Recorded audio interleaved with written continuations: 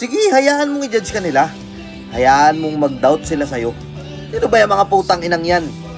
Unang-una sa lahat, wala namang ambag sa buhay mo yan. May mga tao talagang pinanganak na lumaki sila na nagiging judgmental. Tangina ng mga yan, wala namang mga bitaw. Yung mga taong yan yung mga init na inaabangan kang magkamali. At sila din yung mga taong naubos na yung oras sa pagja-judge to the point na wala nang nangyari sa buhay nila. Masyado silang naboko sa iyo Masyado kanilang minamanmanan ngayon.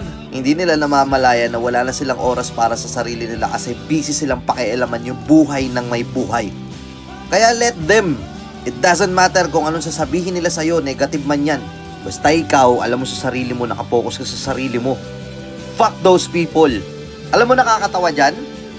Kapag naging tagumpay lahat ng plano mo sa buhay, tapos sila, ganun pa rin, nagja-judge sa'yo, pero ni isa sa mga plano nila sa buhay, walang nangyari.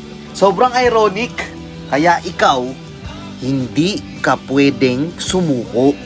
Kasi kailangan mo pang ipakita sa kanila, kailangan mo pang ipabuka sa kanila na mali sila. And I know na kaya mo yan. Alam ko, mahirap. Alam ko, nakakarindi. Pero tatandaan mo na kapag nag-focus ka sa sarili mo at pinabayaan mo yung mga taong judgmental sa paligid mo, alam mo sa sarili mo na ikaw yung magtatagumpay at sila hindi. Nakuha! Let's go!